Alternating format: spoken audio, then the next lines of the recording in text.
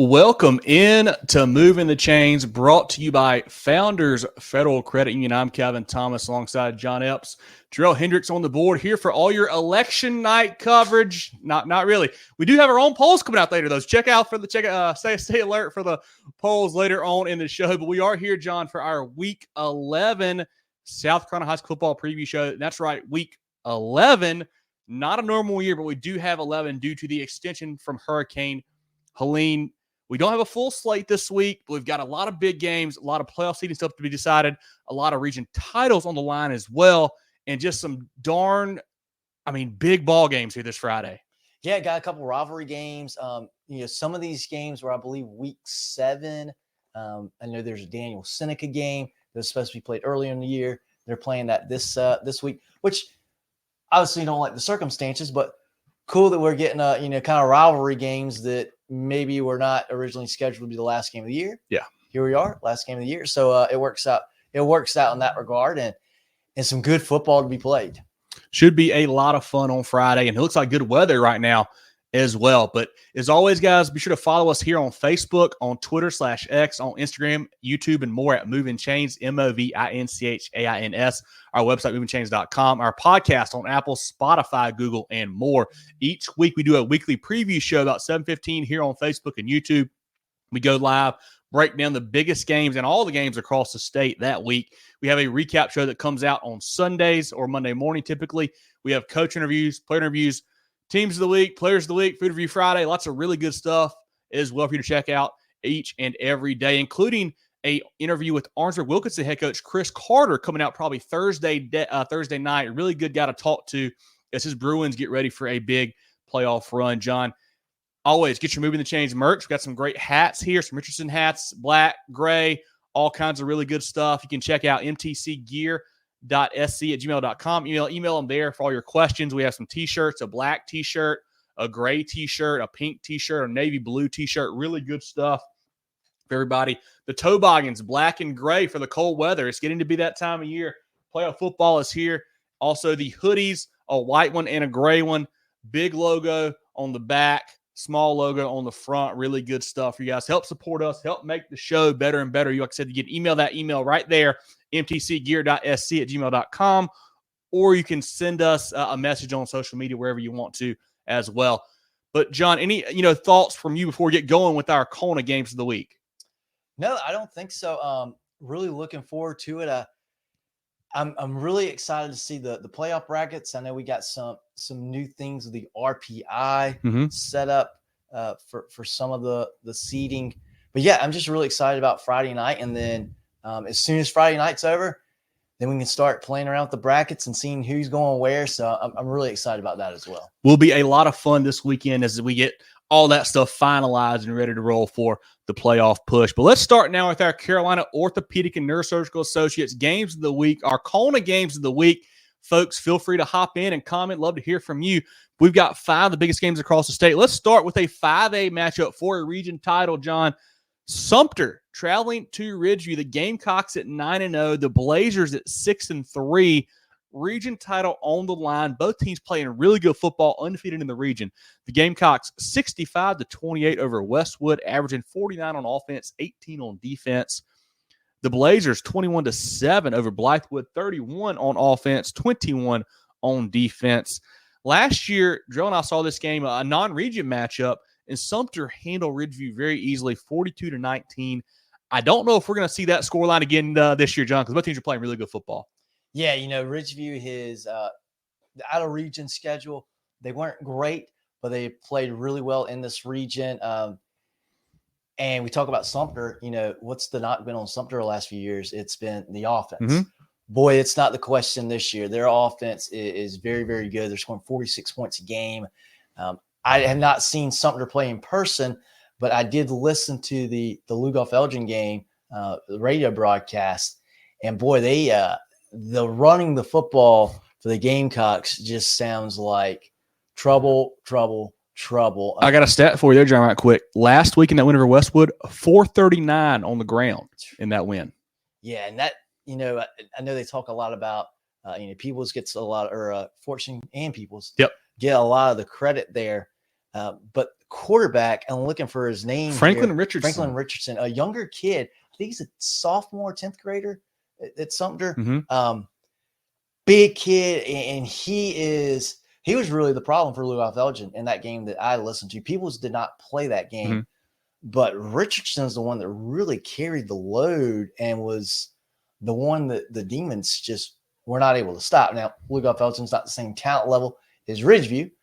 Ridgeview has a very good offense in their own right as well. Very, very dynamic group on that end of the football field. Gidron over there for Ridgeview, obviously a very coveted prospect for the Blazers. A lot of talent on the football field for this game, but I look at the resume for both of these teams, and I got to go with Sumter. The last loss that Ridgeview has is against Camden. They gave up 43 points against a Camden team that wants to run the football. They're not is going to be as big as Sumter. That Camden is good, that they're quick. Quarterback Wyatt Thompson, he's fast. He can hit a hole. He can hit the corner quickly.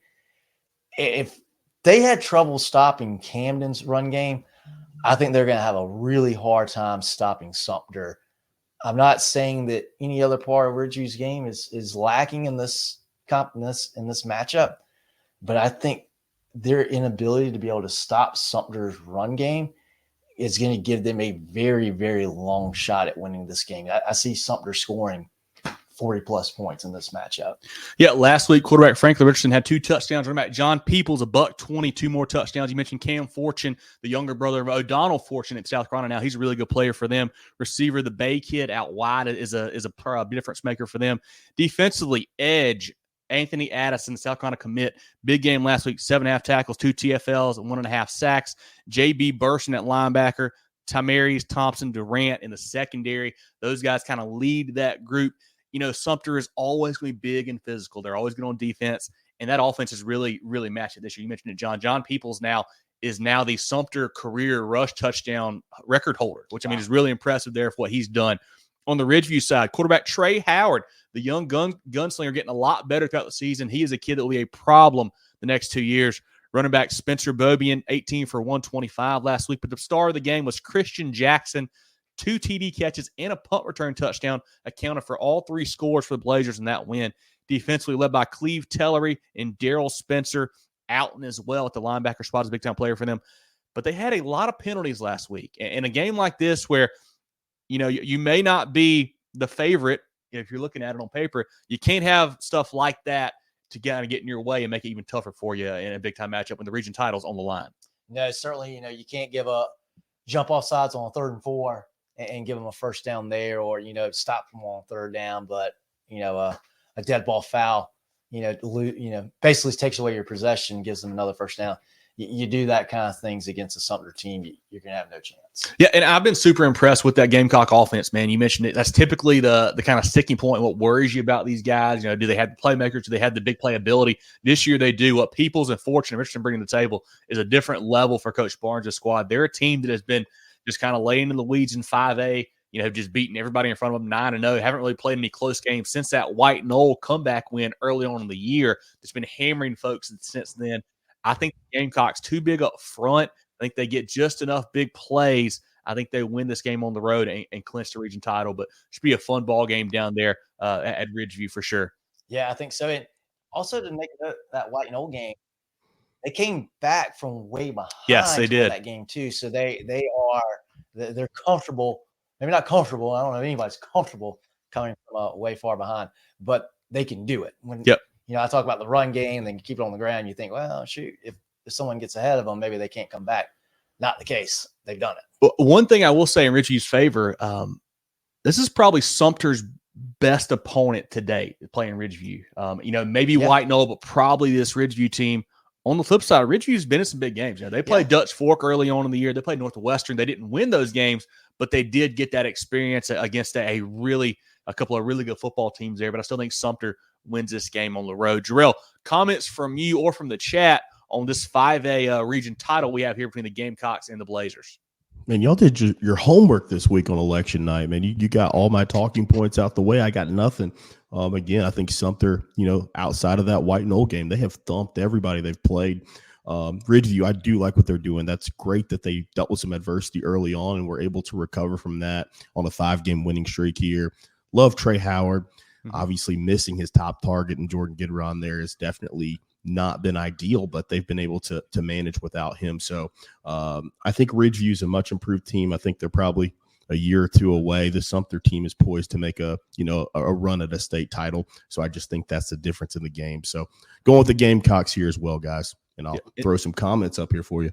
Yeah, and this is Region 5, 5A as well for you guys who may not be familiar with the new stuff here in this first year of the realignment. Wyatt says, how about them battling Bishops? Region champs for Bishop England. We'll talk to them here in a little bit. They have had an awesome season there for Coach Hall. I think 8-2 now. Great to see that. Chris, appreciate you being here, man. Got a big game for you guys to talk about here in a minute. Zach's region title week for the Red Devils. He's a betting man. The Red Devils win. Yep, they got a big one. Kevin, I appreciate you joining us as always, my man. Give a shout out to Cope, South Carolina. I had to look it up. It's in Orangeburg, population of 33. I love that. Chris says Spartanburg Gaffney for the Region Championship Hate Week Part 2. Yeah, well, that one's one of our games of the week, Chris. We get to here in just a minute. Texas, I'm here to brag. Big Hartsville, I told you. You're right, man. Those Red Foxes are super, super impressive. I'm not going to, toot my own horn, but one of us did pick Hartsville on the show last week. But huge win for them, man. They look really, really big and really good win there for them. Ricky White says Irmo for the win. We'll get to that one here later on as well. Ricky, Jaden says he's on time. Go Louisville. The Lions are playing great football. Shay says Spartanburg. We'll get to that game here in a second as well, rolling. Shay. A lot of big ones between those teams. Chris, good seeing you in here, man. Great to meet you on Friday as well. The Panthers playing good football. Cam says Jerel told her to come in here and comment that Strong Thurman would upset Friday. Jerel, Cam's here, man. You told him to get in here. He did it for you. I appreciate you, Cam. Hey, much respect. Much respect. I love it. I don't think that's going to happen, but hey, I respect you saying it. I love you as always, Cam. Appreciate you, buddy. Travis, what's up, guys? Good to see you, Travis. Looking forward to going through this full slate. Jonathan says, don't count the Hartsville Red Foxes. You certainly can't after last week, man. They're a bona fide top 5 team here in the state in 4A. Tay says, don't sleep on the Rebs this week. Hey, they've got a chance to win the region if they win this game and by the right margins and whatnot. So we'll see how that shakes out. Ty Mary says, Sumter big 3 on defense. No doubt about it, man. That side of the ball, they are great. A big-time stud at each level, it feels like there. Of course, it's Batesburg by 30. Hey, they were super impressive really last Friday. Certainly could happen. Deidre said we said it's going to be close. Louisville by 30. We missed that one. That Lions defense came to play. I think he held Lamar to 78 total yards. I saw, man, just an awesome performance by the Lions on Friday. Let's keep rolling, guys. Our second CONA game of the week, a big one down in 4A, another region title on the line, John. That's great. Collegiate at 7-2. Traveling to the Jackets Nest to take on North Augusta at 8-1. These teams did not play last year. Obviously, we're different classifications. Now they're in the same region. This is the Region 4 4A title. Great Collegiate, big win over Gilbert, 42-0 last week. North Augusta, 45-21 over Midland Valley. The War Eagles, 34 per game on offense, 15 on defense. Quarterback Tyler Waller, 11 for 15, 136, 2 touchdowns last week through the air. Another 80 yards rushing, another touchdown on the ground. Running back B.J. Montgomery went 14 for 134, 3 TDs. Got the receivers in Job and Gant out wide. Defensively, Trey Singleton, Michael Bulware, Aiden Legger, Zeb Taylor. Really big on both sides of the football, John. For North Augusta, 38 per game on offense, 16 allowed on defense. Quarterback Corey Tillman, 5 touchdowns last week, 4 passing, 1 rushing. A little bit different for Corey there. He's really coming along as a passer here the last few weeks. Running back Michael Doe. I don't have his last week's stats exactly, John, but in region play, they are now 6-0 in the region. He has 1,700 rushing yards, 18 touchdowns in the region alone, I believe is what I've seen. Wow. If that's wrong, I apologize, but I think I saw that. That's nuts if that's the case, man. He has been killing it lately. Sturgis, Campbell, and Smith are all options out wide. Malcolm Gaston up front, the big offensive lineman. Defensively, linebacker Alex Powell had a big pick last week. Basket and Dante Beller playing well. Ty Burke on the back end here. 2 teams that, we kind of saw this game coming. This is the one that was going to be originally played during the Hurricane week. When it got rescheduled to the end, we're like, that's the region title. It's coming down the pipe, man. And here we are looking forward to a big 4A matchup. Yeah, it's a really fun one. Again, this is cool to see this game last week of the season now instead of, week 7. And these are 2, I think this is another really good matchup. We had a lot of these kinds of games, I thought, last couple weeks, where you have a really good offense, really good defense. Gray's defense has really played strong last few weeks in this region play, and North Augusta offensively has been very, very good last few weeks as well. This is going to be a really good match of that North Augusta offense, that Gray defense, and all across Gray's roster. BJ Montgomery, we recognize these names that have been at Gray for 2-3 years. Played a lot of football. A lot of experience, a lot of big football too, not just Friday night games, but big time Friday night games just like this. Gray's got the experience in this game. They've got the confidence as well. I like North Augusta in this game. I think these two teams are very, very, I say this all the time, I think these two teams are very evenly matched up. I'm going with North Augusta just because they're at home. I think it's going to be that close of a ball game. I believe in Gray because I've seen them win so many of these big games, but it's been at the 2A level. This is a big time 4A region title game. I'm going to side with North Augusta on this one. And this is a game, too. You got to remember, Coach Chancellor Bryant for Gray Collegiate not going to be on the sideline. As part of their, punishment for the recruiting violation is he is not allowed to coach the rest of the season. So Trey Sullivan and Coach Bayer are taking over as the kind of the interim head coaches there. So that's a big piece, missing him on the practice field and obviously at the games too, man. You're a leader. I know the kids are kind of trying to rally around that, but that is a big loss at this point in the season. It feels like, not having your head coach there. But on the North Augusta side, man, you mentioned the offense. I love what they're doing lately. They've been so balanced. Last week, they had 223 passing, 263 rushing for 486 total, man. Really balanced on the ground. And the defense has stepped up as well. They bottled up a pretty good Midland Valley rushing tackles. We held them, I think, to just over 100 yards, doing a great job there. When Jerel and I saw them earlier on this season against Strom Thurmond, really impressed with their line. Both sides of the ball, I felt like played great. Especially the defensive line really held up well and made some good push up front. So they're playing good there, but they have a problem similar to Ridgeview. A lot of penalties last week. Got to cut down on those. Can't have that in a big game like this, but playing at home is a big piece, John. One thing that does, I think, go in the favor of North Augusta and why I really am high on this team is they have home run hitters with Doe and Tillman, man. They can score from anywhere. Just last week, here's some of the touchdowns. Tillman, 40-yard run. Doe, 87-yard run. 33-yard pass from Tillman. 30-yard pass from Tillman. 40-yard pass from Tillman. I mean, these are big plays, and that's just in one game. I just listed off, what's that, five 30-plus yard touchdowns. I mean, that is huge when you have guys like that can take it to the house every single play. They have that big playability that you need to win ball games like this down the stretch. And that's against a Midland Valley team that's been playing a lot better football lately, too. That's a Midland Valley team that's a pretty good team. Played Gray very competitively earlier in the year as well. Mustang's a solid group, so to be able to do that against Midland Valley, a decent Midland Valley defense too, very impressive. Yeah, I'm going to lean North Augusta here. I think it's going to be obviously, like all these, a close ball game here, but I like the potential of the home run from the Yellow Jackets. I think at home as well, I think they win this ball game. Should be a lot of fun. And one more note I do want to bring up is that Gray Collegiate does have a hearing with the executive committee on Thursday of this week regarding a possible ineligible or eligibility of a player. I don't know to what extent. It could be something that comes out where if he's not granted eligibility, they could be out of the playoffs. I don't know all the details, but that's coming out Thursday. If that goes the wrong way, you wonder if the Gray kids, if they pack it up, if they rally around it. I don't know. So that's a big piece as well of this whole situation that's happening on Thursday during the day. And we'll see how that shakes out. But I think we're both leaning the Yellow Jackets here, but it should be a fun ball game. Jerel, thoughts from you or from the chat? I'm sure the chat has got some good comments on this 4A game here. For sure. Yeah, definitely got some good stuff in the chat here that I'll be posting in a little bit. Man, this is just two teams. Obviously, you get to this point, you're good. So that's, doesn't need to be overstated here. Just going to lean. I like going against you guys. I'm going to lean with Gray in this one. It's always fun to pick against you guys on the shows on Tuesday.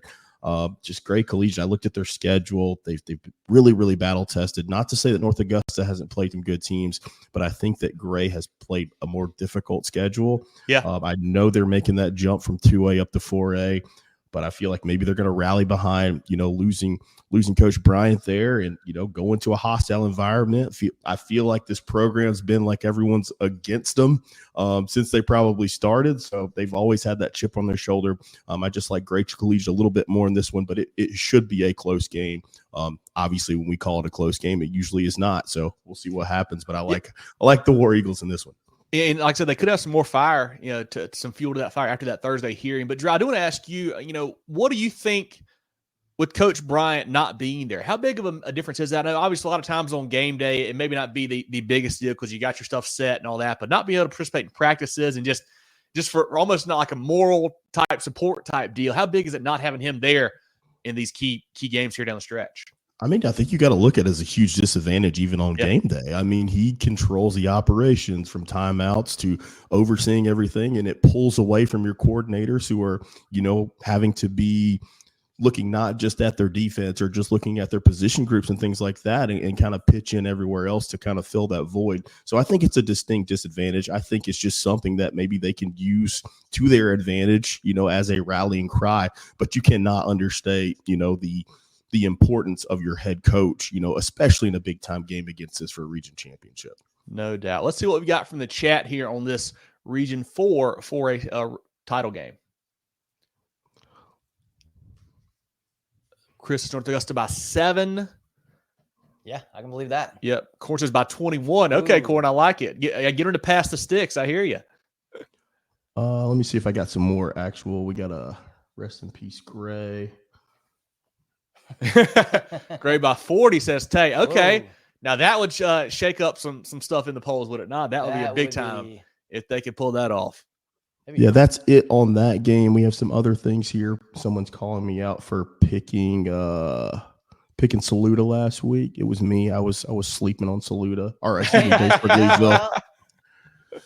Sleeping on Baseburg Leesville there. So, but yeah, I think that's all the comments on this game. Let's move to the next one, guys. Our third CONA game of the week. Man, this one always a big game, John. And it's even bigger this year with the region title on the line. That's the Spartanburg Vikings at 9-1, traveling to the reservation to take on the Gaffney Indians. Or seriously, both teams at 7-1, not 9-1. We had some missing games there due to the hurricane. So both teams at 7-1. Spartanburg and Gaffney. Last year was a thriller with Gaffney winning 19-14. Last week, the Vikings big over Riverside 56-20.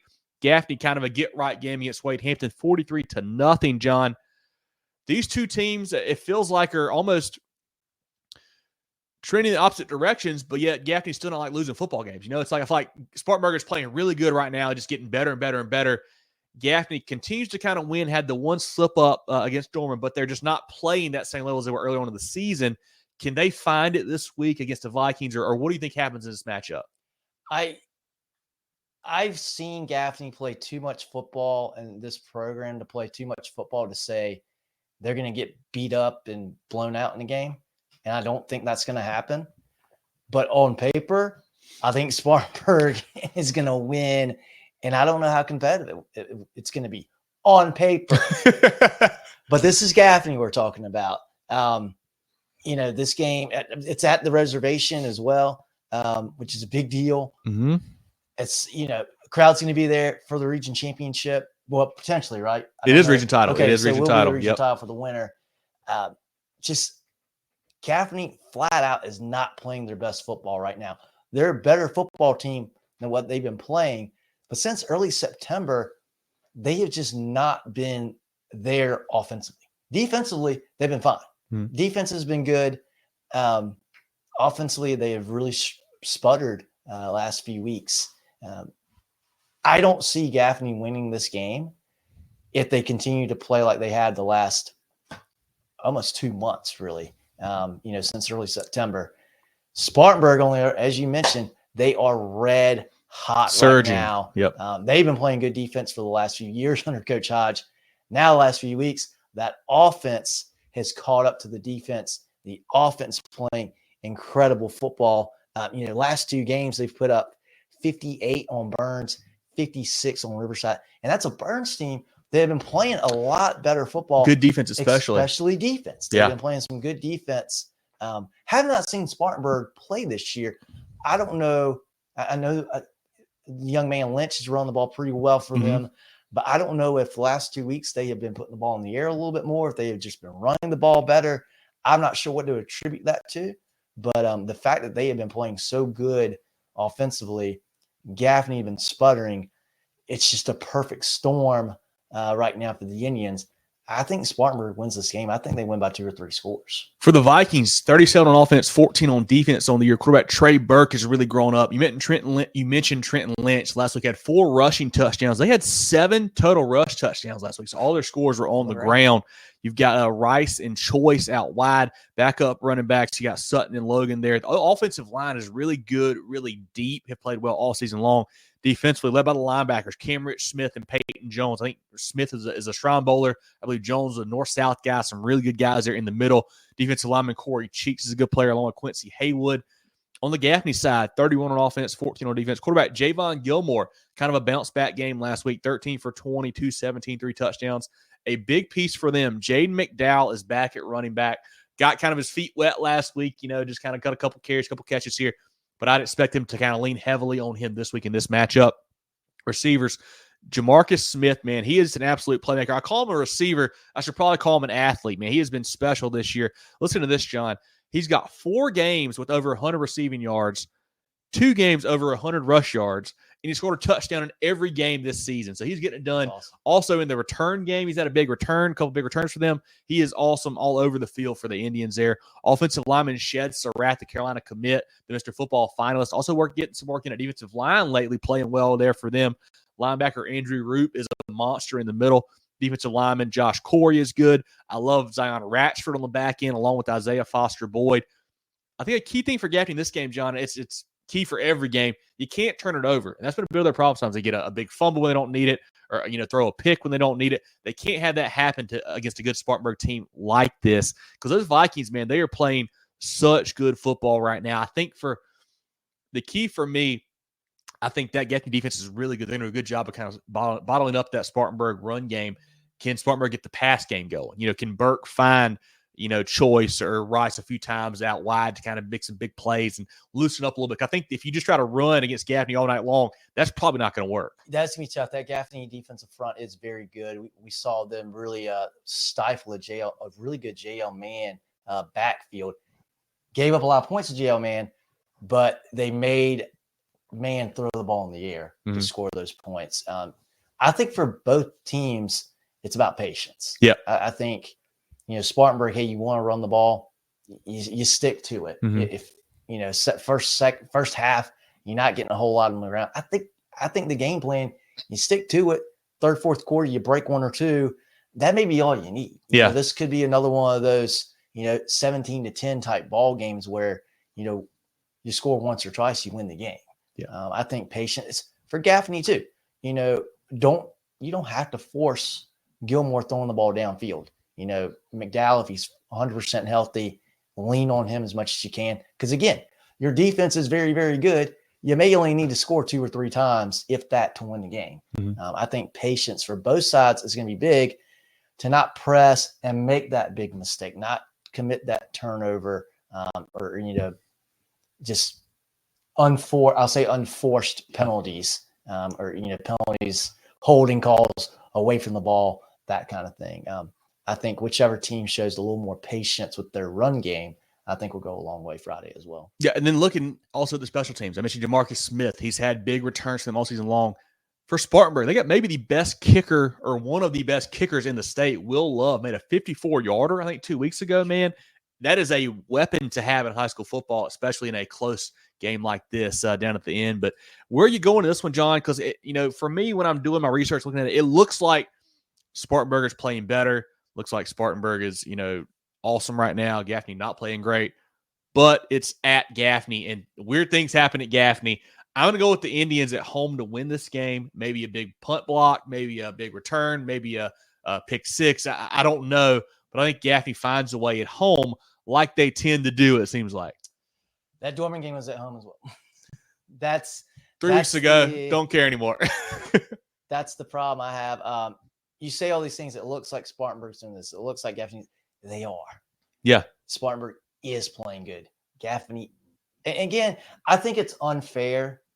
it's unfair for us to say Gaffney's not playing good. They're not playing bad because they're winning football games. They've lost one game by 2 points.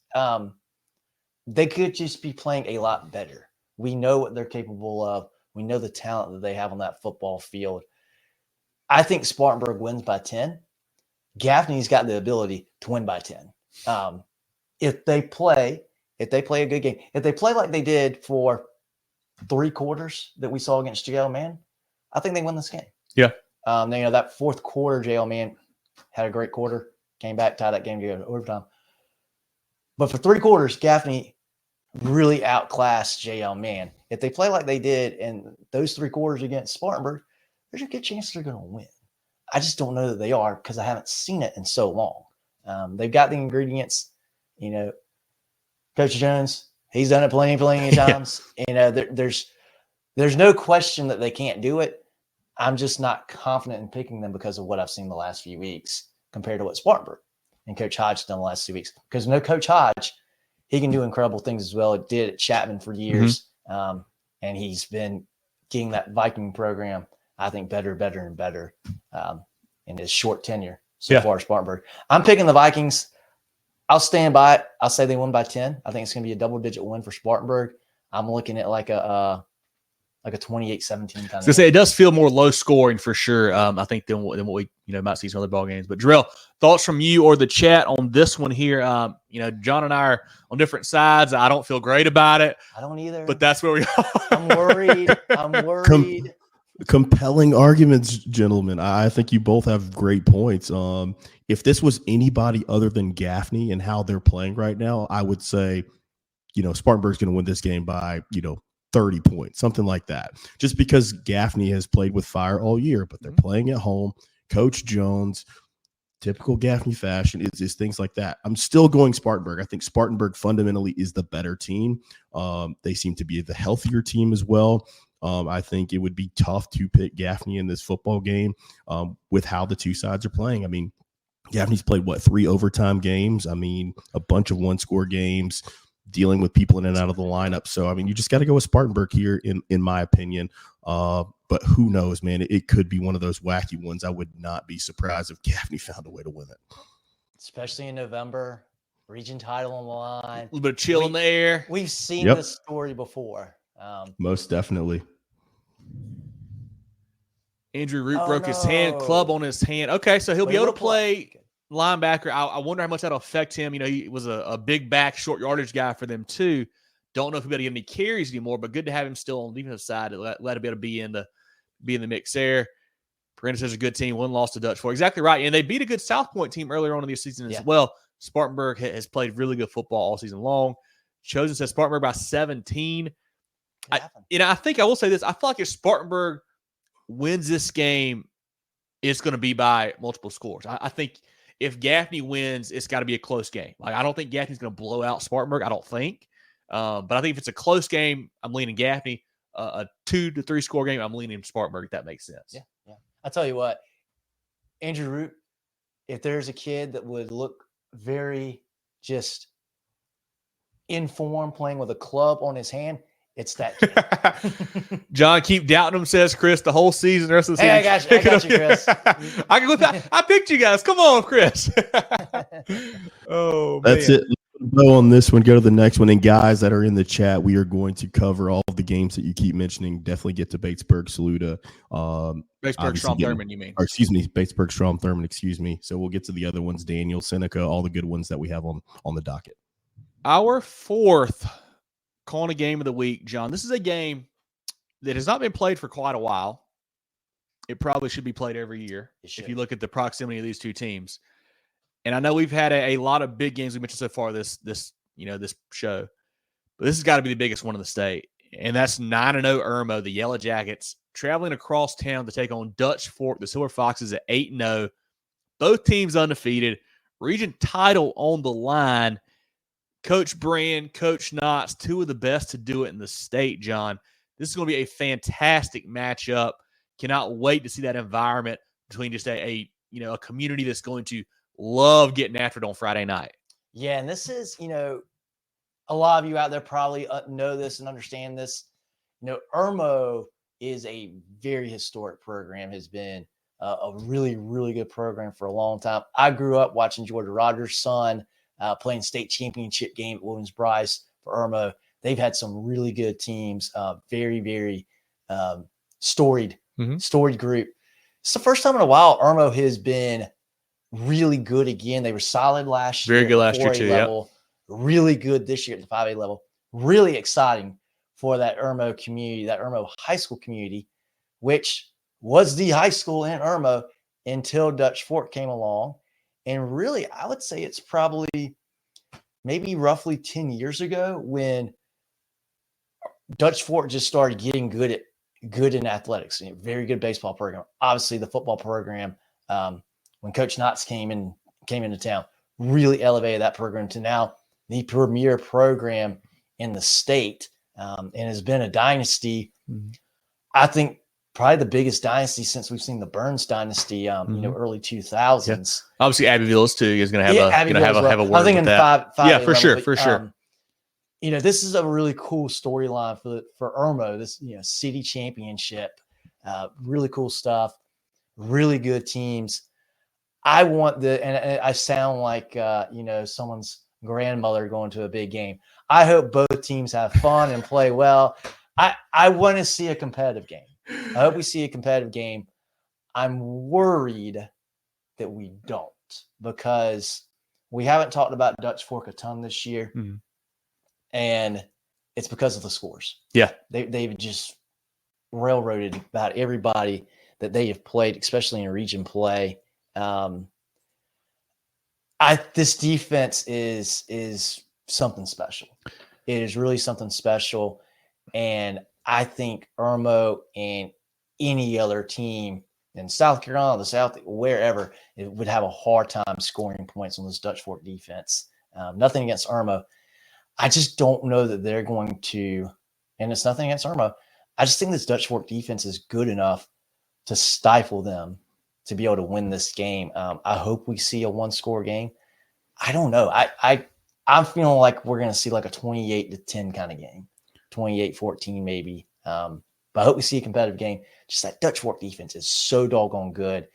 And I know they're just licking their lips about Friday night, because this is going to be a great stage for them to really show everybody, the state, the country, how good they are defensively against a really, really good, talented Irmo team, especially on that offensive side of the football. A fantastic matchup here. Two of the better teams in the state. Obviously they'll split up and go to, Division 1 5A for Dutch Fork, Division 2 for Irmo when the playoffs come along. So they both could still win state titles here. But two really good football teams. Irmo, big win over Chapin last week, averaging 40 on offense, 17 allowed on defense. Quarterback AJ Brandt, 18 for 26, $196 throwing, 5 touchdown passes, 11 carries, 263 on the ground, 2 touchdowns rushing, and a TD catch, 8 total TDs, eclipsed the 10,000 career yard mark last week. One of our players of the week, well-deserved, I would say there, John.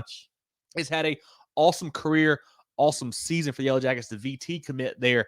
AJ Brandt is also a Super 75 guy on our list. Running back Amir White has really come on strong lately. Wide receiver Donovan Murph, the kid that everybody wants. The 2025 now after the reclassification wide receiver, had a big game last week, 11 catches, 115, 2 touchdowns. I think he put out his top 8 or top 6 last week. I know Clemson and South Carolina both made the cut, so we'll see where he ends up here down the line. Playmaker Malik Miller is another guy to look out for on offense. He is a weapon for them defensively, led by Jaden Bryant on the defensive line, has played really good up front for them. Darius Goodson, Ethan Gamble, Jamar Grissett, they're all playing great for that Yellow Jacket bunch here for Coach Brand. On the Dutch Fork side, you mentioned it, John. We have not talked about them a ton because they have just killed everyone. They beat River Bluff 41-14 last week, averaging 42 on offense, 4 on defense all season. That's 4 on defense. They have 5 shutouts on the season. Most allowed is 14 points in a ball game, and that was last week to River Bluff. They're playing great on both sides of the ball. Quarterback Ethan Alfing, another player of the week of ours last week, 21 for 27, 417, 4 touchdowns. He's got 17 touchdowns, 3 picks on the season. Running back Maurice Anderson, 15 carries for 66 and 2 yards, 6 catches at 108 and a touchdown as well. Boykin Bickley, 7 for 187 and a touchdown. Receiver KJ Smith, 4 for 83 and 2 touchdowns. But defensively is where they really make their hay. Edge, Josh Smith, the linebacker, the dean, whatever you want to call him, just committed to South Carolina today. Hats off to Josh. Super excited for him. He was a coastal commit, decommitted, and now going to be a Gamecock. They've got Raleigh Salters at linebacker. Defensive back, one of my favorite players I think kind of gets overlooked here, Elgin Sessions, the West Virginia commit, man. He's a really, really good player on the back end of that defense. They've got 2 good kickers as well with Justin Welch and Alfing, who punched for them. I think last week he throws for 417, 4 touchdowns, had 2 punts, averaged like 45 yards a punt, man. So getting it done all over the field there for the Silver Foxes. And there's more storylines too, John. These 2 coaches, Knotts and Brand, were assistants together at Independence, North Carolina. So they coached together for a while across the state border there. What's interesting to me about this game especially is I feel like the strength of Dutch Fork is their defense. Our offense obviously is really good, but the defense is their strength.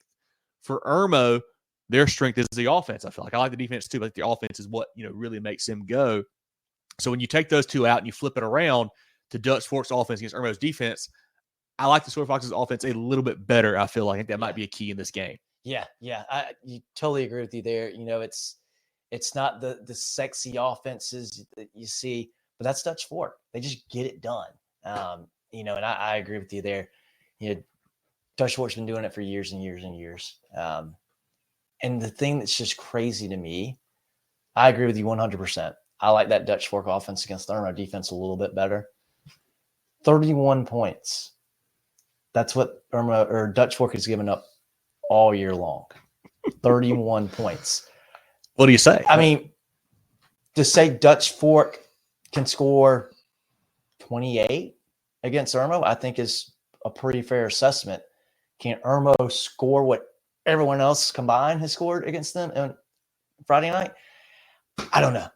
That just seems like a long shot. Again, I hope this is a very competitive game. I hope we see a nail biter right down to the wire, last possession type ball game.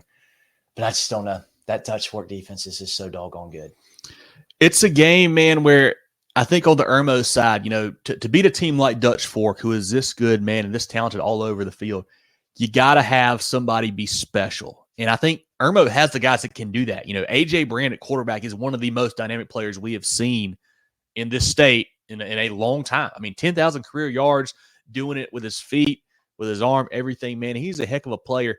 And head coach Aaron Brand, his dad, is one of the better play callers in the state as well. A great offensive mind. So he's going to have something schemed up. I know Coach Braswell for Dutch Fork on the defensive side will have something schemed up as well. So it's going to be a heck of a matchup there. Another thing to look out for, I mentioned the names already. You probably get the best receiver in the state against the best DB in the state with Murph and Sessions going at each other. I don't know how many times we matched up one-on-one, but that will be fun to watch if you do get some of those. But I agree with you, John. I mean, nothing against Irmo at all. I think they're a very good football team. They got a really good chance to win a state title this year. Yeah. But I think that Dutch Fork defense, man, is just next level right now. I'm thinking maybe a 28 to 17 type game, 28 to 21. I really don't know what to think, because when I really look at it, I'm like, man, is it going to be close? Is it not going to be close? These are 2 teams that it's hard to think that somebody can beat Irmo that bad, is what I'm saying. Yes. Because I feel like Irmo is a good enough football team to play with anyone in the state. But Dutch Fork may be at just another level. I don't know. Yeah, and that's the same worry and same thoughts that I have. That Irmo defense has played very well. I feel like Dutch Fork's going to find a way to score anywhere between 21 and 31 points. Mm-hmm. Part of me says, well, gosh, Irmo's really good. Maybe we see a 24-21 game. Somebody kicks a field goal as time expires. I could also see this game going 28-3. Dutch Fork's favor. That would be a statement, wouldn't it? Oh my gosh. So nothing.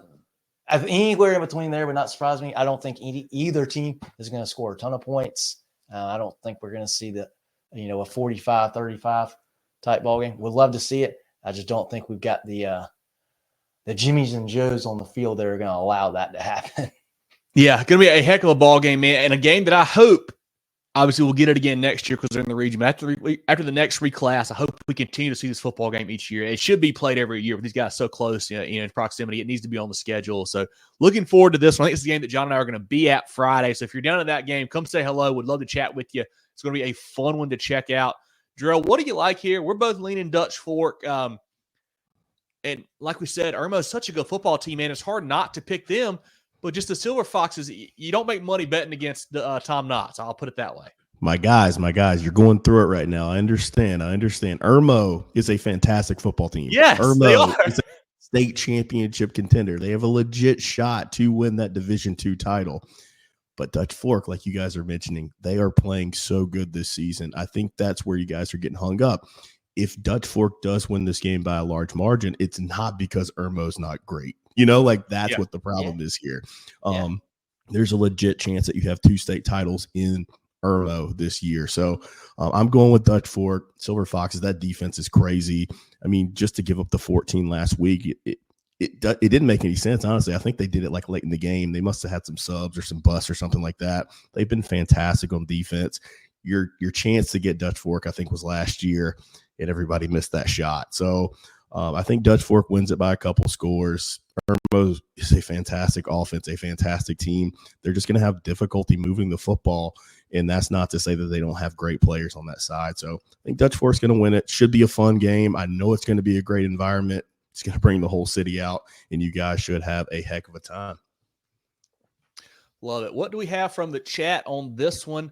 I'm interested to see. So Aaron says Dutch Fork will score over 28. They probably will. I mean, they've done it all year. They're averaging 42, and they've got a heck of a group of playmakers there as well. Zach says, yeah, don't bet against Tom Knotts. I agree with you there, Zach, man. It is tough to make a living going against that man.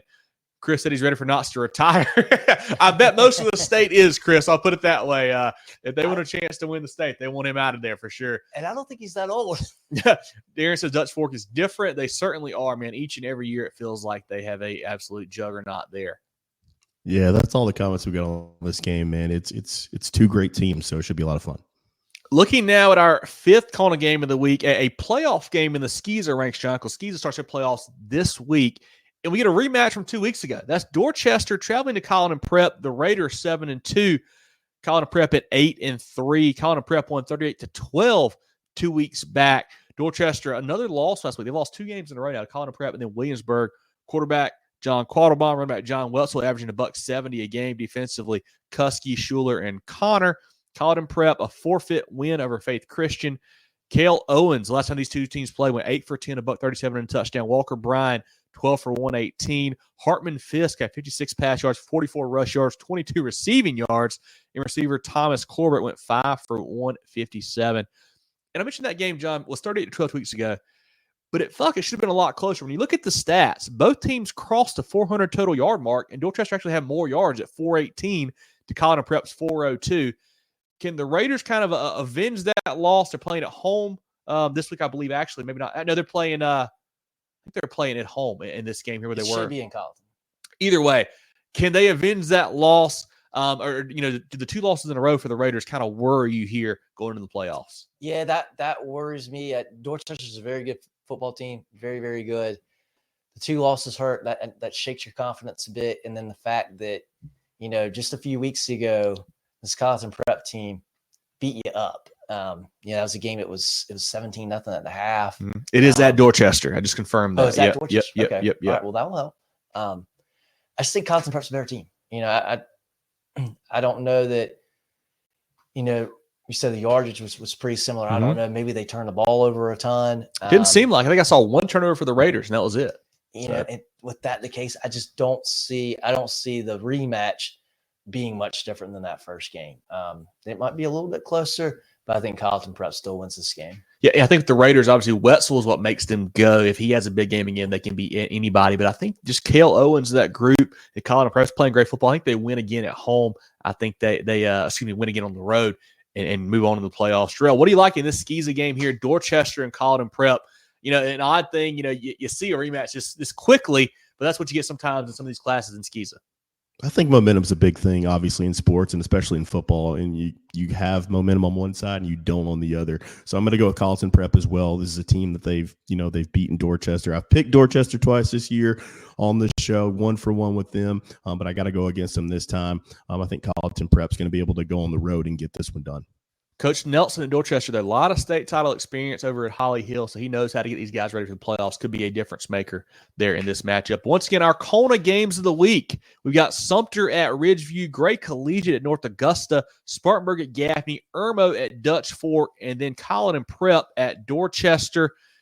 These games are all big.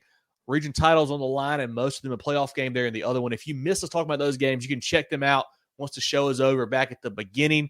I'll put some time stamps in there so you go to know where to listen to it. Go check it out from the beginning of the show. But Jerel, let's thank some friends of the program before we look down at the 5A slate and go all the way down. A single moment can ignite a passion. With every play, a spirit of teamwork is forged, and determination evolves into success. Life is the ultimate team sport, and a trusted teammate makes all the difference. Our team at Founders Federal Credit Union works hard every day to offer the financial tools you need, backed by unrivaled member service. Relax, you're with Founder. The George Agency has been serving the insurance needs of South Carolina for over 40 years. They're a full-line insurance agency concentrated in employee benefits and health insurance with an office in Mullins and Myrtle's Inlet, but they can help you all across the state.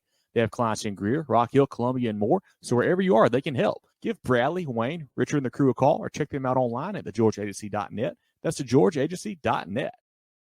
John, let's take a look at the 5A slate and go through like we said, a bit of a reduced slate. Not everybody playing this week. This is just kind of that extra week from the hurricane there. So let's look at the 5A matchups, get some thoughts on those, and we'll move down to 4A and so forth. We also got our HTC game here coming up as well. Yeah, and 5A actually might be the busiest classification Friday night from a game perspective. We got White Knoll will play at Chapin. St. James is at Conway. Woodmont will be hosting J.L. Mann. Boiling Springs on the road against Eastside. Talk about Irmo going to Dutch Fork, one of our CONA games of the week. Another CONA game of the week here in the upstate. Spartanburg going to the reservation to play Gaffney. Wade Hampton will go to Riverside. Sumter is at Ridgeview. Another game of the week. Yes, game of the week there as well. River Bluff will go to Lexington. That's a big game there for seeding purposes. I think River Bluff 2-2 in the region. Lexington 1-3. Two teams that are very similar. They want to play smash mouth football for sure. Should be a fun game between those two. Pretty big region matchup here. Hillcrest will be at TL Hanna. That's always a big game. I think it's a game that we have probably seen 3 out of the last 4 years. It feels like, man, always a big one. Those guys were always playing for region titles. This year, they're not exactly. TL Hanna wins. I believe that will set up a 3-way tie for first in that region if everything else holds serve. If Hillcrest wins, that will be throw another wrench in the plans there for between those two. But the Rams just have not quite gotten it going lately. Had a tough loss to Greenwood last week. Got it behind early, couldn't catch up. TL Hanna, what they're going to bring to the table with that, whatever you're going to call it, triple option, single wing, double wing, that kind of run heavy offense there for Coach Tone. TL Hanna playing good football right now. Will be a good matchup. Yeah, it'd be a really good game there. Myrtle Beach, we got a SCISA. Goose Creek is at Stratford. Berkeley on the road against Cane Bay. Riverside will be hosting Burns. I do want to mention, so that game is not happening. Burns Riverside is not playing this week. Riverside is playing somebody else. Like we already said it. Burns does not play a matchup this week. Okay. Cane Bay Berkeley is a sneaky good game. Cane Bay has had 2 nice wins, 2 kind of upsets in a row. Berkeley better watch out. They're playing good football under Coach Lodge last few weeks. Had the weird loss to Goose Creek, but it bounced back well. They're a team that I think can make some noise in the playoffs, but you can't get slipped up here by the Cobras for sure. Yeah, especially with them playing a little bit of confidence here. You'll have Spring Valley on the road against West Florence. Greenville will host Easley, and Malden on the road against Greenwood. And then our Hometown Connection game of the week will be North Myrtle Beach traveling to Carolina Forest. Yes, the Chiefs at 4-5, taking on the Panthers at 5-3-1. Last year, Carolina Forest won this game 42-20. But once again, our HTC Hometown Connection game of the week. If North Myrtle Beach wins, it would set up a 3-way tie with them, Carolina Forest, and Myrtle Beach for the region title. If Carolina Forest wins, they clinch the region title. So a lot on the line here in this one. The Chiefs, a tough loss last week to Myrtle Beach, 21-6. Quarterback Landon Connor did not have his best game, threw 4 picks in that loss. Receiver Caden Gore is a weapon. Drew Prince did run for $190 and a touchdown. He's averaging 120 per game on the ground. Defensively led by Lamonte Smith, Will McNeely, and Tanner Patilla. Carolina Forest blanked Conway 42-0. Jaron Fox has been a former player of the week. He's had a huge season on the ground. They ran for 300+ as a team last week. Man, they're getting it done for Coach Morris. Quarterback Patrick Mullen, receiver Nicholas Zinconi. That offense, I mentioned it for Coach Morris, it's the same every year. They want to spread you out. They want to go no huddle, hurry up, and they want to run the ball. So really fun to watch what he does there. Defensively led by Charles McCray, a defense that held Conway to 137 of total offense last week. Can the Chiefs kind of overcome some of the sloppy play last week for Coach Hill? Can they get it back and play good football and win this game on the road, set up a tie? Or is Carolina Forest just rolling in too much firepower right now? I think Northern Myrtle Beach will certainly play better this week than they did last week. I don't think they're going to throw 4 interceptions. You would hope not. 2 weeks in a row. I think this will be a really close ball game. But I think Carolina Forest is just a little bit better. I like the Panthers to win this game. But I think it's going to be a pretty close game. I know North Myrtle Beach wishes they could get last week back and get another shot at the Seahawks. But I think this will be a close competitive game. North Myrtle Beach, good program this year. I think Carolina Forest got a little bit of an edge. You mentioned that loss for the Chiefs, 21-6. 4 of those picks, 2 of them were pick sixes. So that was really what decided the game last week between those two. So if they cleaned that up, I think they got a real chance here, But they have struggled to stop the run a little bit. And with Fox and Morris there for the Panthers, they want to run it, and that is not a team you want to struggle to stop the run against. I think Carolina Forest too much firepower. I think they win this game. A team that is really surging here in region play. I think the Panthers win this one in our HTC Hometown Connection game. Jerel, what do you think about this one down there in the Horry County area? I thank our friends for HTC for putting a spotlight on this game this week, but I don't think it's going to be close. Carolina Forest, give me that rushing attack. Shout out to Jaron Fox, man. He went crazy a couple weeks ago, one of our players of the week. But I think Carolina Forest is peaking at the right time. You see how they dismantled, that that Myrtle Beach defense a couple weeks ago. I know North Myrtle Beach is tough on that side, but I don't think they're going to be able to keep up in this one because they won't be able to score enough. So give me Carolina Forest in this one. Yeah, HTC, this is Live Connect with it. Once again, our HTC Hometown Connection game of the week. Each week we'll have a game from the Horry, Georgetown, or Marion County areas. If you're in those areas, check them out for all your needs. They do a great job on the internet side there for you guys. Once again, our HTC Hometown Connection game, Myrtle Beach at Carolina Forest. Any other comments from the chat on 5A, Jerel, or should we move on down to the 4A ranks? Let's jump down to 4A. Yeah, so a lot of football, or a lot of days of football here for 4A. We've got a game tomorrow night. Aiken will be hosting Gilbert. I do want to say we did some research in the car ride on Friday. In Jerel, Aiken has a 24 games. 24 game losing streak. I believe longest in the state right now. It's got to be up there. I don't know if they're getting over it this week. We'll put it that way. I don't think so. I think they're going to have to wait until next year to crack that one. Now their friends, South Aiken, they'll play Thursday night. They'll play host to Airport. And then on Friday night, we've got a handful of games here. Number 1 team in the state, 4A, Westside will be hosting Southside. Man, that offense is impressive. And we turned on that Wren game last Friday while we were at the Saluda Baseball Leesville game right before half. We're like, we'll check the score. It's like 35-21 late the first half. We're like, this is a full game's worth of points right here, man. They can light it up. They did have some problems defensively stopping Wren. Wren put up some points there, but that offense with Woods and Bomar and Weaver and Richardson, Evans, I mean, just name. They're too good right now offensively. They can just outscore everyone, it feels like. Yeah, they'll be fun to watch in the playoffs as well. Bluffton will be hosting Hilton Head Island. A big region matchup there. This region has been clinched by Bishop England, I guess, due to the tiebreaker. But currently we have 3 teams with 1 loss, including both of these 2 teams here. So the winner of that will get the 2nd seed. Loser will get the 3rd seed. But obviously 4A going to that RPI, so we'll see how that shakes out. But certainly a big playoff seeding game there. Yes, for sure. Blue Ridge will go to Pendleton. Greer at home against Travelers Rest. Berea is on the road against Pickens, a 3-win Berea team this year. They're improving. They are. They are. Great job by Coach Chisholm there. Yeah. One of our CONA games of the week, North Augusta hosting Gray. Wren will be at Emerald. Lawrence hosting Fountain Inn. And Daniel on the road against Seneca in that rivalry game there. A game that was supposed to be played week 7. Now we get a rivalry game here. Final week of the regular season. Seneca is a bit of a mystery, it feels like, John, because you look at it, they're sitting there at 8-1. You're like, are these guys really good? Are they not really good? I don't know. I feel like they haven't played the toughest schedule. I think Daniel is clearly the better team. I think the Lions win this game handily. They can probably name their score with Grayson Cleary and that crew, what they're doing offensively. They're playing great football. But I'm sure to see, what Seneca can do. They keep it competitive. I don't know what they've got. We'd love to see what the Bobcats have. If they're a team that we should look out for in the playoffs or not, I just really don't know. Travis says Daniel by 14. I was thinking maybe 20, 21, maybe more. I don't know. That Daniel team is playing so good right now, Travis. It's hard to pick against them, man. They are rolling. And Seneca, like I said, just has not been tested, it feels like, this season, really. Yeah. They're a good team, but they're not as good as what their record indicates because of their schedule.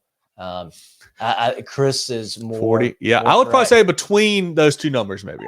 I'm thinking probably like maybe a 30-point win. I'm seeing like a 42-7, 42-14 kind of game. I don't think it's very competitive. I would like for it to be. We'd love for it to be more.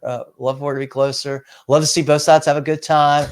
But I think Daniel's going to have most fun in this one. Any comments on 4A Jerel from you or from the chat? No more chat comments. I'm getting slow on comments here, so we'll see if something filters through, I'll post it. Looking at the 3A ranks now, John. Yeah, just a handful of games here in 3A. All these games will be on Friday. St. Joseph's will be hosting Christ Church. Fun rivalry there and a big game for the region as well. I believe the winner of that will get the 2 seed. Loser will get the 3 seed there. Christ Church seems to be playing a little bit better. Had a nice win over Southside Christian last week. St. Joe's fell to Powdersville, giving the Patriots that region title. I think both teams are teams you may have to look out for in 3A Upstate playoffs. They can both win a game or two, it feels like. That's a big game to see who gets a home game in that first round at least. Yeah, BHP and Mountain View get a lot of the press for 3A Upper State, but these teams cannot be overlooked when we come playoff time. Upper State 3A playoffs could be pretty fun. These two teams should be a really good game Friday night as well. Walhalla will be hosting Crescent. Carolina goes to Palmetto, and Powdersville is hosting Southside Christian. Union hosting Mountain View. Broome on the road against Woodruff. Pendleton hosting Blue Ridge. And Silver Bluff will play host to Newberry. Quick on Pendleton, Blue Ridge. Blue Ridge got a running back. KB Henderson has a huge season so far. You can check him out if you have not. See what he's doing there. He's doing a great job for that squad. And then Newberry, Silver Bluff. That's a game that if you'd have told me their East goes for the region title, I'd have said no way. Silver Bluff hadn't won a game. But all of a sudden now they are in the mix. They're 2-1. They've won a couple games now to get a 2-7. Newberry 3-0 in the region. Like I said, the winner wins the region here. A Newberry team that has made the move now to Caldwell full-time at quarterback, has played really well, an electric playmaker for them. It's allowed Satterwhite to really focus on that linebacker spot on defense. They got Jamel Howells, of course, is the Carolina commit, is a big weapon for him out wide. But, Silver Bluff, they're always tough this time of year. They got some big kids, some physical kids. They're getting better, obviously. I think it started out 0-6 and won 2 in a row, I believe it was. 0-7 and won 2 in a row, I think, for Silver Bluff there. So you're certainly getting better. But I still think Newberry, Coach Jeter, and the boys, I think they get a win here. I think they're playing really good football and peaking hopefully at the right time. Yeah, I think so. And this has turned into a really fun region for playoff time. Because, you talk about Keenan and Swansea both have pretty good years too. Playoffs can be tough. Somebody's going to be hosting those teams, and that's a tough first round game for somebody. Yeah, and I'll say this: I don't want to get too much into it. We'll do it next week on our playoff preview. But I was doing a quick look at some of the playoff brackets, John, and I believe what I saw today has a second round matchup between the Dillon Wildcats and the Newberry Bulldogs, and that'll be some must see television. That will be a really fun game if we get that here in a couple weeks. But obviously, a lot still to be settled before we get to that point. Anything else, Jerel, on 3A, or do we have more games in 3A? That is it. Chris said MVP by 90. Derrick's Powders are looking well. They're 6 games in a row they've won, man. They're playing great, getting it done. And you know what I like about Powdersville too is for the last couple of years, John and Jerel, they've been kind of snake bit. It felt like they have not won the close games really when they needed to. That something goes against them late and they have a 2-point conversion they don't convert or a big turnover or whatever. But lately they've won some close games. That game last week was a 1-score game, could have easily gone the other way. They are finding ways to get it done and kind of flip that narrative. I like what Powdersville's doing. Coach Mustard has those guys playing really good football. Yeah, and a great time too.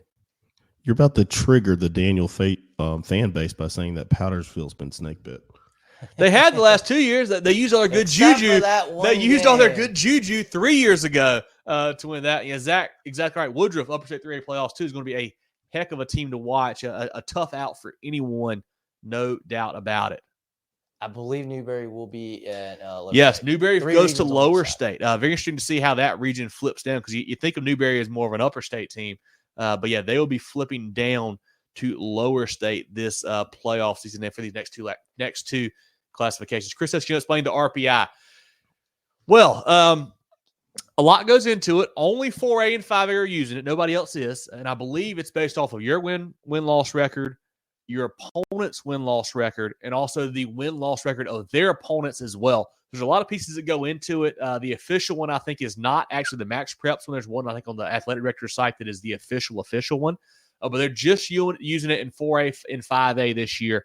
And basically, instead of saying, predetermined brackets where Region 1 is going to play Region 3 and vice versa, this will basically just say the one team is going to play the 16 team or whatever it's going to be. So we're not going to have preset brackets. It's going to be all dependent on that RPI and how it turns out. So a lot of different pieces go into it. But it'll be interesting to see how that shakes out. I don't know if I like it or not yet. Hard to say, but that's kind of how they're going to use it. Chris, if you're familiar with college baseball or college basketball, very similar type situation where they're going to use a mathematical formula to determine seeding. So something like that. How they account for different classifications in that, I have no idea. Yeah, I just great question. Great do. question. Great Maybe question. Seems like you And Nathan, I was just looking out for you. Kevin said it. I did Ooh. not. I just said the last couple years. I didn't say 3 years it's ago. becoming an expensive lunch. I didn't say 3 years ago. But yes, Jerel, let's shout out some friends of the program before we look down to the 2A slate next. At HTC, we're here to keep you connected. Here to provide reliable fiber optic internet with free, fast, and secure HTC Smart Wi-Fi. HTC, here to connect. With 3 convenient locations in Spartanburg, Duncan, and Greenville, Carolina Orthopedic and Neurosurgical Associates, CONA, offers the most advanced training and experience in orthopedic surgery, neurosurgery, sports medicine, and pain management in the upstate. Go to Looking for top-notch sports gear and uniforms? Look no further than First Team Sports. With 30 years of serving the Carolinas, First Team Sports is your local full-service dealer. From youth teams to colleges, we've got you covered with team uniforms, staff apparel, letterman jackets, sports equipment, and facility branding. Visit our local store in Greenville or firstteamsc.com. Make First Team your first choice. And now the 2A slate, John. At least a couple of really big games in this one. I know it's a smaller slate, but still got some big ones here on week 11. Yeah, we'll have Mid-Carolina hosting Fairfield Central. Saluda at home against American Leadership. The Tigers need a bounce back in the worst way. That was a butt whooping last week. And they should get it Friday. Got some things they need to work out. Friday will be a good time to do that. Clinton will go to Liberty for a pretty Region important title ball game right there. Region title on the line there. Liberty's a team that I feel like has gotten better and better the last couple of years like that. They're a team when we started doing this, John, that nobody really talked about ever. They've been, 6-7 wins, it feels like, the last few years. They've done I think that coach won his 100th game this season. He's done a great job there. They're getting better and better. Clinton, though, is just a monster. They lost the 2 early games to Woodruff and Daniel. No shame in either one of those. Had an off week last week in week 10. But I think they are poised for a deep run. That offense is tough to prepare for. First off, because you don't see it a whole lot. They got some big boys up front. The defense is flying around. I think Clinton rolls in this game on the road. I think it might be somewhat closer. I don't think it's a absolute blowout from the get-go. I think Liberty will keep this somewhat competitive, but Clinton, definitely the better team in this matchup, should certainly win. And then our final game in 2A, Big Bad Batesburg-Leesville will travel down and play Strom-Thurmond. On paper, this looks like trouble for the Rebels, but you still gotta play the game. Another one of these where if the Panthers win, they're region champs. If the Rebels win, we get a 3-way tie, and you bring out all the tiebreakers between those guys in Saluda and Batesburg-Leesville. And I don't know what to make of this Strom-Thurmond team now. They're kind of hard to figure out because I felt like going into that Saluda game, I believe we were all really high on Strom. I think we may have all picked Strom-Thurmond, especially at the Peach Fields at home there. And then They go up 35 to a Saluda team that we saw last week. And I don't know how they scored 35 against Strom Thurmond. Because that offense last week was not good. They had nothing for Batesburg-Leesville. The Panthers were so impressive, man. It's big boys up front. Amadre Wooden in the backfield is a monster. Quarterback Tanner Watkins is now the all-time pass touchdown leader, or maybe just career touchdown leader for the Panthers. You got Katie Witt, Jamarius Clark outside, some really good playmakers. Guys on defense as well, John Sawyer, Witt playing both ways. You got Clarence Springs there. I think he had a pick as well. Man, Coach Lawson's bunch is playing great football. Strom Thurmond, that loss to Saluda just really scares me. I know I saw him lose to North Augusta earlier on in the year, playing a bigger team. Okay, they kept it close. I wasn't super worried about it. But I'm worried about the offense this week, and also worried about the defense. I'm worried about Strom Thurmond on both sides of the ball. I'll put it that way. Batesburg-Leesville is playing great football, but you're going to the Peach Fields, not an easy place to win. And it would make total sense for this region for the Rebels to win. It would. But I think the Panthers are the better football team. I think they win this game. Yeah, and I was going into last week thinking, okay, Batesburg-Leesville is going to beat Saluda, and then Strom Thurmond is going to beat them. We're going to have chaos. After seeing Batesburg-Leesville Friday, I just don't see how I don't see how a team that lost to Saluda by 10 is going to beat Batesburg-Leesville. Batesburg-Leesville dominated that game. It didn't even play their best game, it didn't feel like. Yeah, I mean, it was 28-7, and that seems like, it wasn't that bad. They just dominated. Yeah, had a couple turnovers early on as well, man. It could have gotten worse than that, it felt like. But like I said, that bunch for Coach Lawson is playing really, really good football. Man, Upper State 2A playoffs as a whole are going to be awesome to watch. I think we're both leaning Batesburg-Leesville.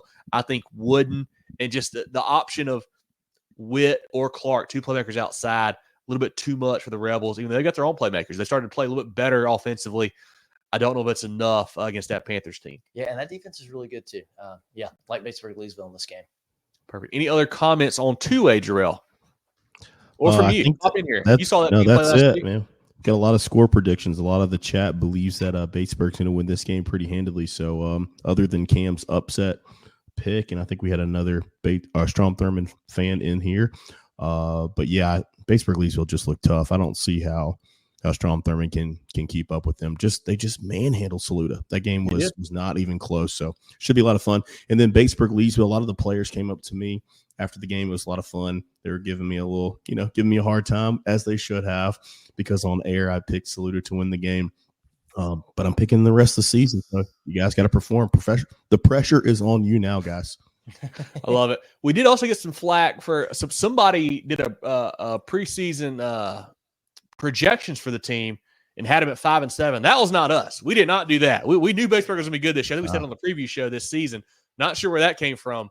So we didn't do that part. But love talking to those folks down there at the Saluda game. It was a lot of fun.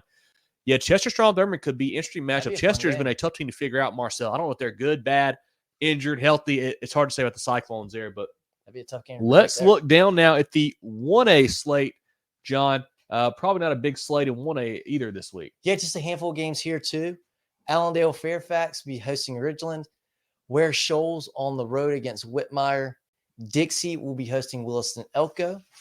Abbeville going on the road to McCormick. And then Rich Spring Monetta hosting Blackville Hilda. That could be a good ball game there in 1A to wrap it up. Yeah, RSM's been solid. They got 4 wins this year. Blackville Hilda, a nice bounce back last week after the loss to HKT a couple weeks back. I just think Blackville Hilda, maybe that's kind of the wake-up call they needed. We'll see here as they get ready for the playoff runs. Najee, good to see you, man. HKT is a heck of a football team. They're certainly in our top 5. They have played some great football here the last couple weeks. Decay, love Decay, man. I appreciate you, Najee. You boys are playing good football, man. Enjoy watching the Trojans here lately, and can't wait to see what you do once the playoffs roll around. Jerel, any other comments on 1A? Anything else popping in before we look down at the SCISA ranks? I know it's a smaller slate here in 1A and 2A, so not a whole lot to talk about, but anything else that popped in there? Marshall says Decay. I love it.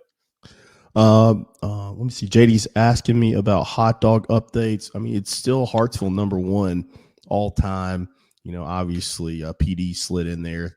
This season rankings, I'll just have to look through it. I'll probably do a postseason hot dog ranking for you once I'll go say through this all the video. season, for me, number one is PD. PD was really good 2 weeks ago. Wren was very good, I felt like, as well. That was a good hot dog earlier on in the season.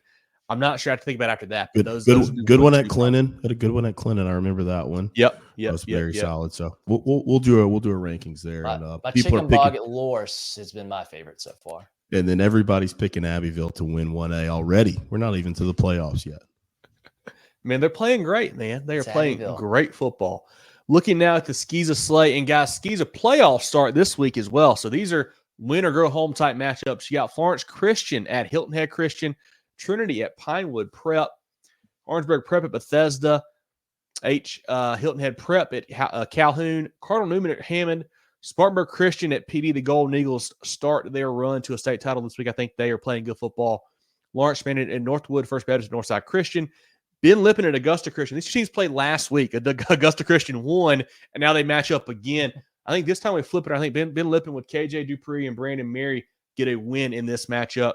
Newberry, Richard Wynn, Patrick Henry at Williamsburg, St. John's at Greenwood Christian.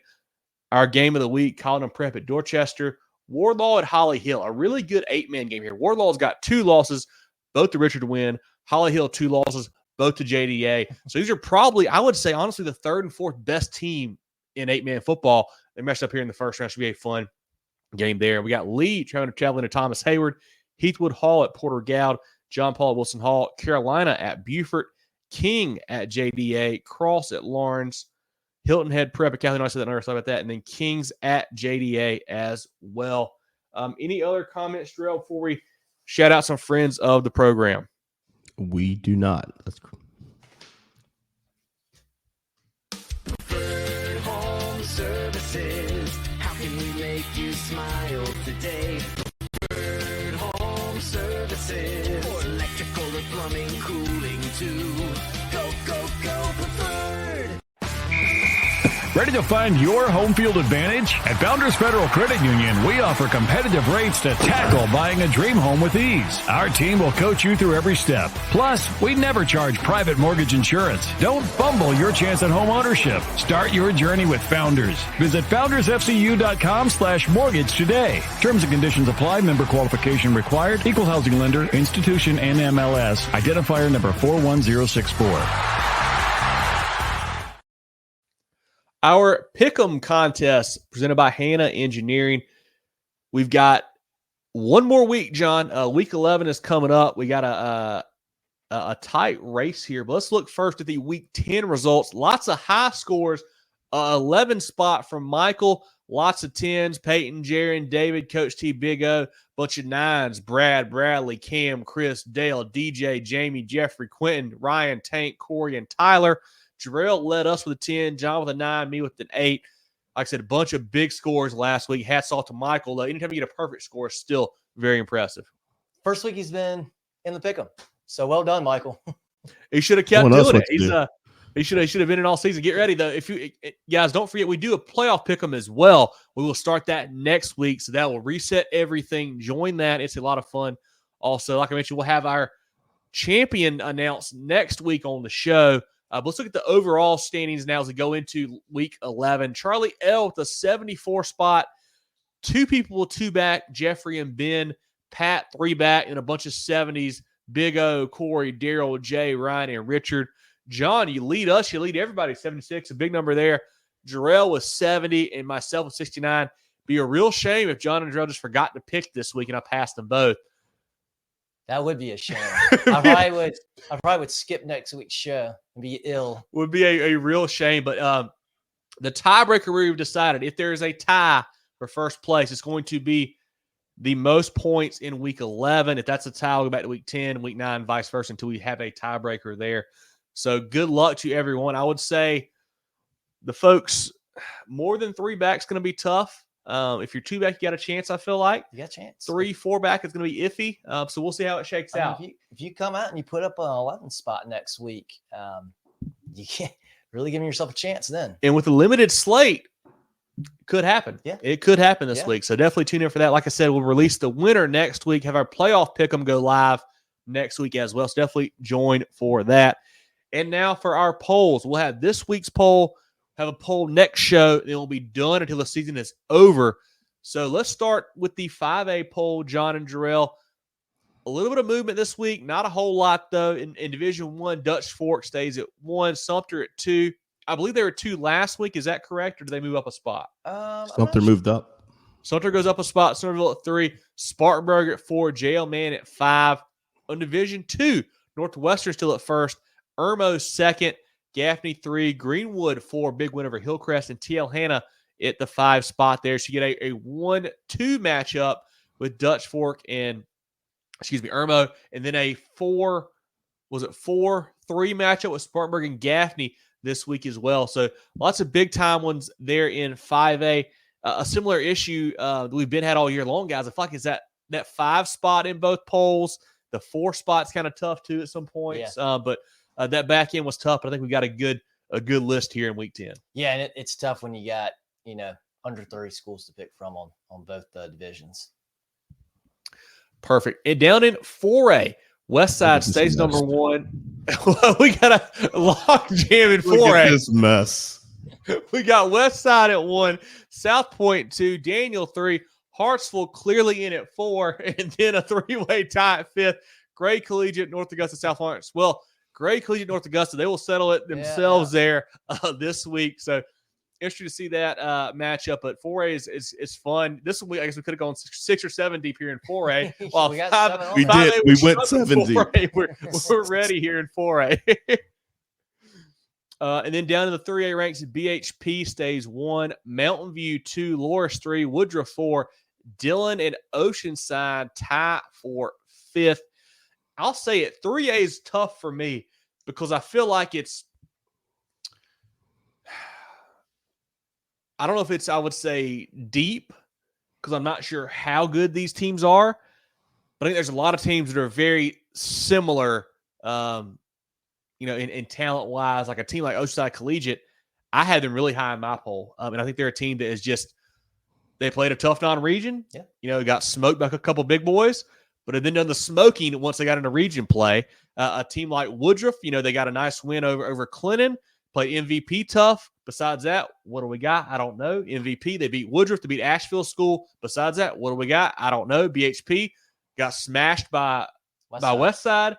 After that, how good are they? I don't know. It's just 3A is I want to say, I don't know if you guys saw what Reese Davis said about the Big 12 this year. He said, it's not the deepest conference, it's the widest. And that's kind of how I feel about here in 3A. Like, I don't think there's a bunch of every year, this 3A group here compared to last year's 3A group, I would take Daniel and Camden over every one of these teams. That Daniel and Camden team we saw last year. I don't know if these guys are to that level from what we saw, but I think they're all very kind of competitive, kind of in that same realm, a step back maybe from that, if that makes sense. I may be rambling. I don't know. Yeah, and I think there's some really good teams in 3A. I'm just not sure, if Loris and Belton Honey Path played, how would that matchup go? Woodruff and Loris, Woodruff and Dillon, how would that go? I don't know. I think they're all pretty good. I don't know. It's going to be fun. That's why we're going to have the playoffs, and it's going to be really, really exciting. And I'm going to have to carry a coin around to flip it to see who I pick. Yeah. Yeah, Jerel, what are your thoughts on 4A and 3A as well? Let's see. Yeah, I agree with that. I like the way you put that. It's not necessarily the deepest, but it's the widest. I think 3A is going to be extremely competitive. I think that we're starting to see a little separation now. Hartsville's kind of closed that gap. They came out of nowhere with that huge win over South. Very impressive. Very impressive win. So I feel like Westside, South Point, and Daniel have kind of just led the pack all year. But then when you look at it, it just shows our indecision on who we think is that 5th team. I mean, we really don't know. Again, we get to see that competition between Gray and North Augusta. That's going to be fantastic. What is South Lawrence after getting, beat by 19 to a very good Hartsville team? So I'm not really sure, but I think those 3 in 4A kind of separated. I think that's the cream of the crop. And then in 3A, I think it's just it could go any way, and it's a very, very wide net. So I'm excited to see how it shakes off. I think it's going to be the most competitive playoff. So I'm really looking forward to it. Yeah, 3A is going to be a lot of fun. And looking down now at 2A and 1A, The 2A ranked Spartanburg Leesville stays number 1. They have been super impressive. Clinton made a big jump this week on a week off. I think we had them at 5 last week. All of a sudden, last week. 2 now. Big jump for the Red Devils. Barnwell stays hot right there. Fairfield Central stays there as well. Another 3-way tie for 5th. Jerel, Manning, Philip Simmons. 3 teams that I think are all very good. But I think we just don't know how good they are. You know, Manning's 8-1. I think, and just we haven't talked about them a whole lot. Philip Simmons similar, Jerel similar. Got beat up early playing good football. Now will be interesting to see the lower state 2A playoffs, especially. I mean, both sides will be great in 2A. I feel like, but interesting there. And then in 1A, Abbeville stays number 1, Louisville still 2, Bamberg Earhart number 3, HKT 4, Lakeview 5, Cross getting a vote as well. 2 more tough ones for me there, guys. A lot of indecision on that 5 spot in 1A, excuse me, in 2A. And then 1A, I kind of worried 3 through 5, really what I wanted to do. I wasn't really sure how I felt about mixing and matching those boys behind Abbeville and Louisville. Yeah. And this, again, I think 2A is going to be an incredible playoffs to watch. Yes. And I think 1A as well. I think all 3 of us are obviously looking at the poll. We feel very strongly about who's number 1 in both of those. But after that, man, roll some dice, because I think there's a lot of teams that could stake a claim to be in that 2 spot. And hey, if you're 2, you got to crack at number 1. So it's going to be fun. It's going to be a lot of fun. I will say a lot of our polls are very similar. I know it doesn't look like it this week, but the one that has been consistently different is 2A all year. I feel like we've all had different teams in different areas because I think we think there's a lot of good teams. We just don't know how good, and we all have a different opinion of how good they are. I think Saluda kind of blew this week up, and I think Clinton benefited the most by that, because you had Saluda and kind of Thurman drop out the last couple of weeks. So that's why it kind of looks the way it does now in 2A. But it was a lot of fun, actually compiling those this week, because it shows the indecision and, how good a lot of these teams are. For sure. Want to shout out our teams of the week. The Hartsville Red Foxes, that big win over South Florence. Talked to them, earlier in the show, man. Super impressive what they did offensively, putting up, I think it was 50 plus. Obviously, had a kick return from Demarion Coe, a pick 6 from Demarion Coe. I mean, that kid is electric. I sent you guys the highlights, I think, for the pick 6 and the kick return. Just nuts what he's doing there on that side of the ball. I think he's a James Madison commit, but he could play for my team any day of the week, man. He is a heck of a player there for the Red Foxes. Also, Louisville, the Lions, just hammered Lamar. Held them to 78 yards. Ain't no offensive touchdowns there. A Lamar team that was scorching hot. Louisville playing great football right now for Coach Usher. And then Greenwood, the big win over Hillcrest, jumped out to an early lead, have a real chance to tie for first in that region. Not sure how the tiebreaker is going to work out, but they'll be right there getting a good seed in the playoffs. Our teams of the week brought to you by Preferred Home Services. Then our players, I mentioned a couple guys earlier. AJ Brandon, Irmo, 8 touchdowns. Ethan Alfing, Dutch Fort, 400-plus yards. Grayson Clary at Daniel, more TDs than incompletions last week. I think 5-4.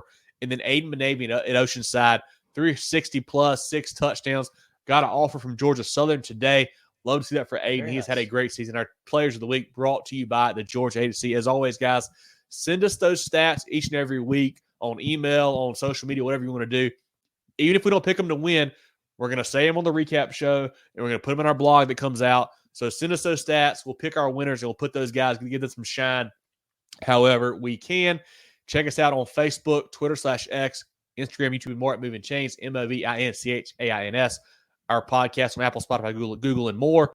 Our website, movinchains.com. We do a live preview show about 7:15 on Tuesdays on Facebook and YouTube. We'll have round 1 playoff preview show next Tuesday. Tune in for that. We'll have our recap show come out on Sunday. We've got a great interview with Coach Chris Carter from Orangeburg Wilkinson coming out probably Thursday. He was great to talk to. Just a sneak peek, John. He coached Mike Williams at Lake Marion. Very cool. And played with Terrell Owens at UT Chattanooga. No kidding. So a really cool guy to talk to. That'll come out probably Thursday. The Bruins are finishing second in their region, poised for a big playoff run there. So tune into all of our socials all week long for lots of really good stuff. Jerel, John, any final thoughts as we wrap up the last week of the regular season? Hard to believe it's here, man. I thought the season has flown by. But even with the reduced slate, a lot of big games. Before we do that, I got a couple SCISA questions I'm going to post up there for you. Yes, do that. Mitchell, thought on JDA versus Holly Hill. A 12-0 game, a game that you typically do not see a scoreline like that in 8-man football. JDA has now beat Holly Hill twice on the season. The defense played lights out, shutting out a very good Holly Hill team, with Souls there and Harmon and Gillum. That is a great win for JDA. What they're doing there with Colson Lodeholt boys. They're playing awesome football. Nazir Void as well. Love what JDA is doing. I think they're poised for a state title run. Chris asked about Spartanburg Christian, a team that they're kind of tough to judge because they play a lot of public schools up here because there's not a lot of SCISA schools around them. So it's kind of taking on the chin sometimes. They run a single wing offense, tough to prepare for, but I don't think they have the athletes to match up with PD. I think PD is the better team in this matchup. A long drive for Spartanburg, too, down to Mullins to get to that one. So I think the Golden Eagles win that game pretty handily. But Spartanburg Christian, though, with that offense, can be tough to prepare for. I still like PD to win that one. Time for final thoughts. That was it. Yeah, final thoughts from you. You got anything for us, Jerel? I'm going to echo Chris. Y'all are killing me with these polls, man. If you've seen the meme of Ben Affleck smoking the cigarette, that was me when I saw them rolling through my email this week, trying to figure out how I was going to fit all these teams on the graphics. So it's a lot of fun. But no, it's exciting. We get an extra week of football, so I'm excited about that as we prepare for the playoffs. It's going to be interesting to see as we do our playoff preview, how are these teams going to adjust that did not get to play this week, especially in the lower part of the state? Were they able to use their time wisely and be effective? Were they able to get healthy? Will they have the advantage or will it be a disadvantage? It's going to be fun to monitor that as we go through the week 1 playoff slate. Yeah, and like I mentioned earlier, John and I should be at Dutch Fork Irmo on Friday. If you're there, say hello. Love to see you. I know at the Irmo game earlier this year, I got to meet Jesse Bryant, a couple other folks. So certainly say hey to us. Love to see you. Love to chat and talk some ball with you. Be a lot of fun. I want to shout out some friends from Batesburg, Leesville, and Strong Thurman last week. Chris Smith and Quentin we got to meet. Coach Lawson, Coach Young, obviously. Lots of other great folks there. I believe Primo James was there for Saluda. Got to see him. Who else we saw? Coach Campbell. Great talking to him. Our buddy Cam and Curtis. A ton of other, Chris Smith, ton of other video and photo guys we got to meet and doing it with the Purpose podcast. Talking to those guys, big Batesburg Leesville guys there as well. Enjoyed seeing them. So if you're at the game this week, come say hello to us. Love to talk to you guys and talk some ball. But final thoughts from you, John, here on week 11. Yeah, I just want to echo that incredible atmosphere again at Saluda last Friday. And I tell you what, I'm glad. I'm kind of glad I'm not a player this week, and I'm really glad I'm not a coach, because as cool as this week is, and it's big games we got, I'd be lying to you. I'm looking forward to the end of the games Friday and seeing the brackets come out. I would be looking so far ahead of whatever game I would be coaching or playing in this week to be looking ahead to see how the playoffs are going to match up. And then, I'll probably be up all night Friday night playing around with the brackets and looking through possible matchups there. Yeah, going to be a great week, man. Looking forward to seeing those come out and seeing, typically round one's a little bit slow. This year, maybe not. We'll see. But it should be a lot of fun. Tune in next Tuesday for our preview show. Break that down, all the round one matchups, and also probably get some state title predictions, et cetera, on that. Will be a lot of fun. Looking forward to it. Should be good weather. It feels like I've not been to a game at Dutch Fork before. So interested to get down there to their stadium, see their facility, see the crowd. Man, I'm looking forward to it. It should be, I heard low ticket alert already today between those two. I mean, it should be. This is literally a crosstown matchup. Can't wait for that one. Can't wait to see some folks, and can't wait to check some scores, these other big games too. It's a really big week here across the state. But Moving the Chains is always brought to you by Founders Federal Credit Union.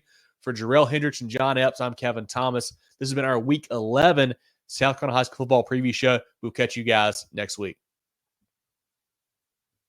Get ready for the ultimate South Carolina high school football experience with Movin The Chains. From previews to recaps, we've got you covered. Dive into our expert preview shows, predicting winners and sharing insights. Then join us post-game for the thrilling recaps, exclusive interviews, and highlights you won't find anywhere else. Plus, connect with fellow fans on our Friday night spaces on Twitter/X. No one covers South Carolina high school football like us. Join us at Movin Chains on all social media platforms and visit movinchains.com today.